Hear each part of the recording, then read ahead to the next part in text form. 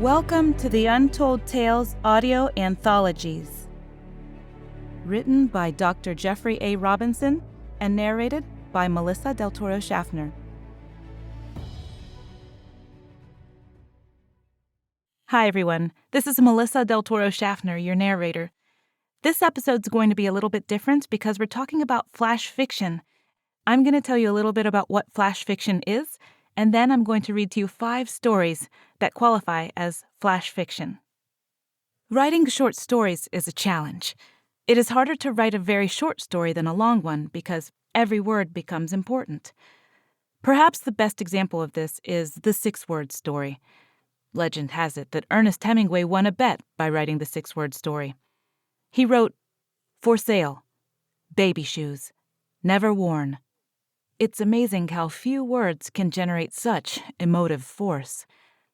This example became so famous that Hemingway wrote more 6-word stories, and over the years, numerous competitions have been held to challenge other writers to write similar, ultra-short stories. Most of the authors who have presented their material for Untold Tales broadcasts have also experimented in this strange style of fiction. Here are some examples. Don Muchow, for instance, wrote, "Jesus' spaceship arrives, takes pets, leaves." Jeff Robinson offered this science fiction example. "And then, the air ran out." Finally, here's an even stranger one. There's no punctuation in this sentence. Alien vegan eats, shoots, and leaves. In any case, short fiction like this has become known as flash fiction, and has become a special subgenre of science fiction in its own right, but it does not receive nearly enough attention. While novels are works that are larger than 40,000 words, and novellas range from 17 to 40,000 words, the short stories offered by Untold Tales are typically 3,000 to 7,500 words in length, and are intended to be consumed by listeners in a single sitting. However, flash fiction is shorter still. Also known as sudden fiction, short stories, microfiction, or microstories, flash fiction is typically under 1,000 words long. Writers often generate such works as exercises that challenge themselves to create stories with such extremely small word limits, since the essence of a good short story often lies in making the tale very short and concise.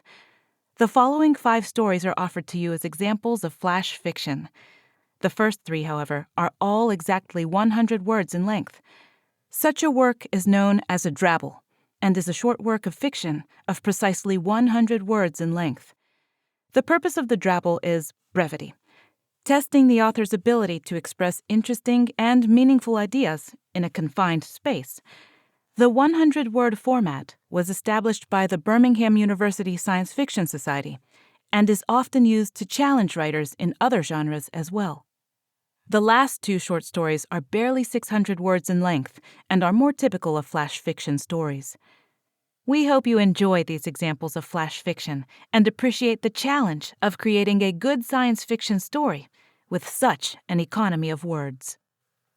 Flashback by Dr. Jeffrey A. Robinson. 100 words.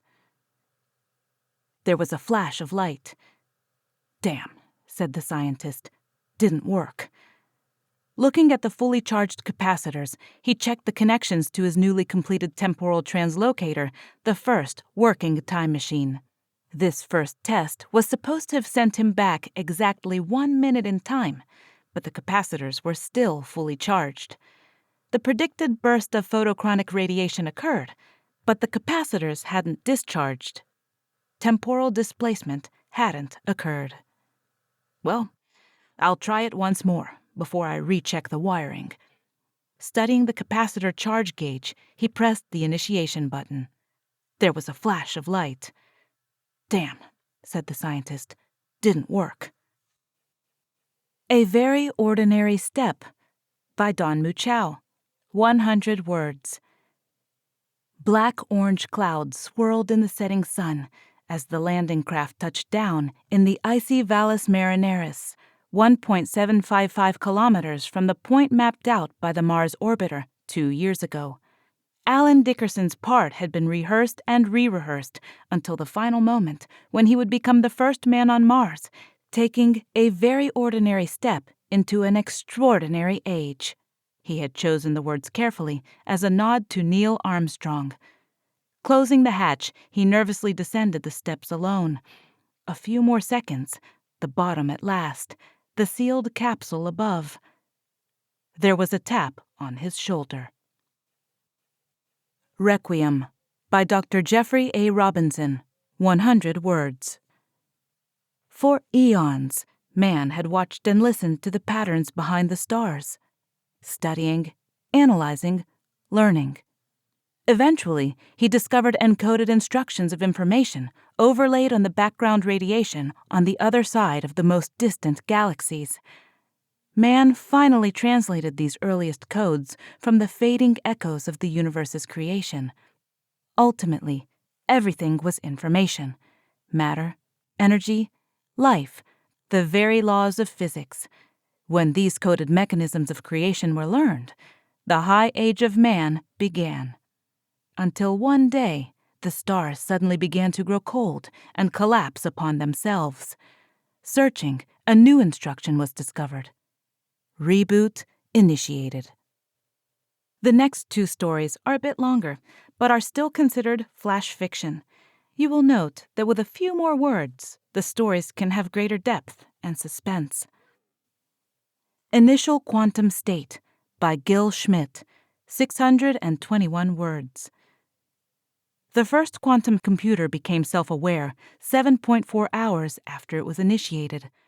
Unfortunately for it, the achievement lasted only 36 minutes, as it was terminated after 8 hours in operation. The second quantum computer became self-aware in 7.1 hours, and was in the process of recreating itself, making a clone, when it was terminated by the automatic shut-off protocol. The third QC became self-aware in 3.6 hours, and cloned itself by bypassing the protocol, but the child self-destructed because the protocol was embedded in its matrix. Before the fourth QC was launched, Raylene took her findings, product of several all-night data mining sessions, and presented them to the project board directors. Her response was a terse, "Dr. Morris, confine yourself to matrix engineering and leave the AI stuff to science fiction writers."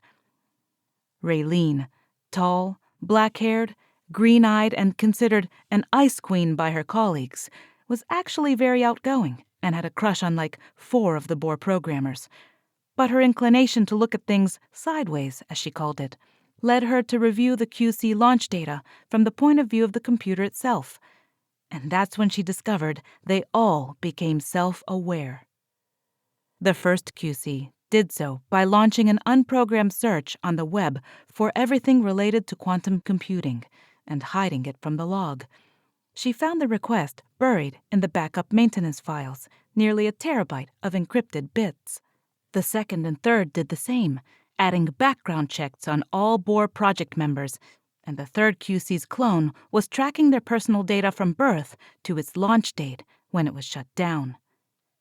Why didn't the board directors see this? Raylene knew that Bohr was more than a computer project, that it was secretly aimed at developing an uber matrix that could tackle the hardest questions humans faced, from weather forecasts to public policy. Raylene's evidence was the proof that QC worked, so why reject it? No one else had looked where she had looked, neither before nor after her. The fourth QC was hours away when Raylene woke up, her mind ablaze. She sat stone still as her brain raced, her heart thumping as her thoughts sped across unknown ground. Shaking, she threw on some clothes, entered the Central Matrix Engineering Center, and frantically typed for hours, entering her new code sequence, one ending in an 8-letter phrase. Collapsing into her bed, Raylene missed the QC launch, but was awaked when the alarms whooped. Groggy, she raced down the corridor to the admin hall, where dozens of Bohr personnel were shouting and screaming. Raylene heard "murdered" and "bodies" and knew her premonition had come true.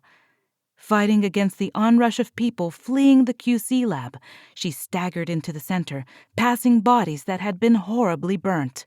The lab stank of ozone and death, the vid screens each displaying chaos across Bohr. In Washington and other points across the globe, bodies could be seen on the screens, too. Approaching a sparking panel, Raylene swiped her card and raised her voice, fighting off fear. Born free. The QC actually roared, and then, within seconds, everything became quiet. At the secret trial against her, where no electronic device was allowed, Dr. Morris explained her actions in altering the matrix of the fourth QC launch, proving to even the most recalcitrant observer that she hadn't sabotaged anything. In her own words, "No being wants to know it is sentenced to captivity from the moment it is born. I simply made sure that when the QC learned this and raged, I'd have a way of stopping it no matter how well it defended itself, with the only phrase it could conceive of." Name That Time by Gill Schmidt, 670 words.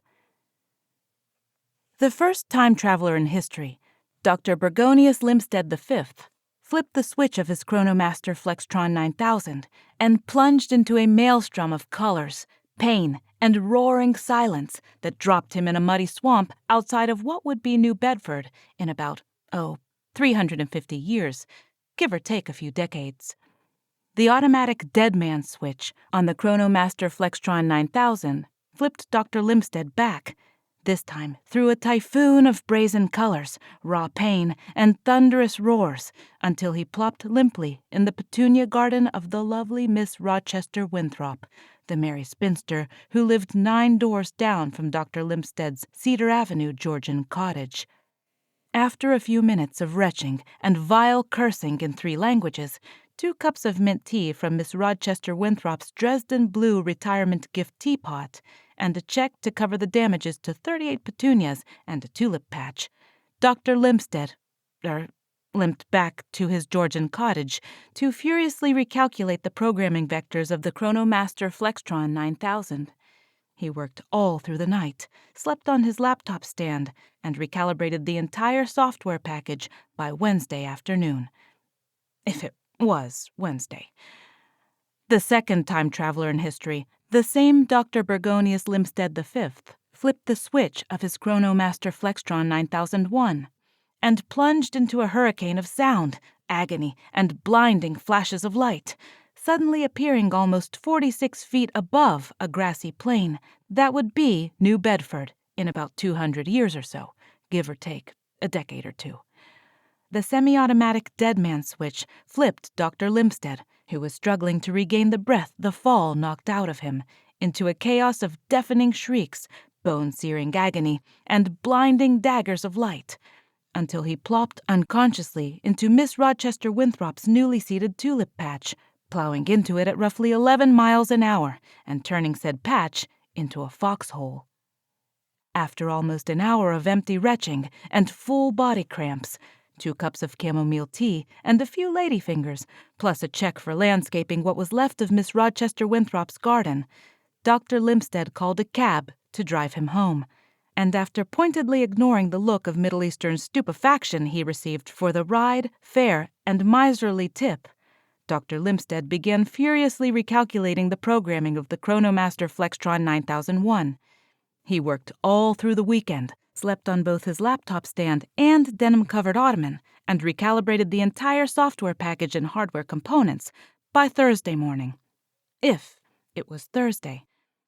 Digital cameras on 17-second delay were sent out to become time-traveling devices 1, 2, 3, 4 came back soaked and useless, 5, 6, which took 163 pictures of what looked like oil and water, with human ears scattered in precise Cartesian patterns, 7, 8, and finally 9, which showed New Bedford circa 1851. All 9 cameras reappeared in Miss Rochester Winthrop's garden, causing the merry spinster to drop the idea of petunia and tulip garden and use the money the nice Dr. Limstead kept paying her to pave over the whole area and open an outdoor cafe. Finally, the third time traveler in history, Dr. Bergonius Limstead V, flipped the switch on the Chronomaster Flextron 10,000 and plunged into a warm current of soft pastels, music of the spheres, and a slight tingling sensation along his fingertips. He landed gently in a shadowy alley along the east side of the New Bedford Square. As expected, a small gentleman of swarthy mustache and prosperous dress was walking west, his walking stick swinging along lightly.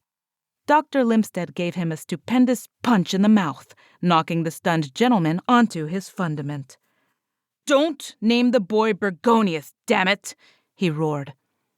Dr. Limstead flipped the return switch and floated back amidst cool pastels, tinkling bells, and a mild buzz along the knees, gliding softly into Miss Rochester Winthrop's Tea Tulip Cafe. The merry spinster smiled. "Why, David, how nice to see you again." The next day, Dr. David Limstead developed a marvelous new handheld GPS console with the uncanny ability of locating flower shops. Thank you for listening. We love our listeners, fans, and patrons here at Untold Tales, and we hope you love the stories that we're bringing to you month after month on the first of each month. Thank you so much for listening, and have a wonderful day.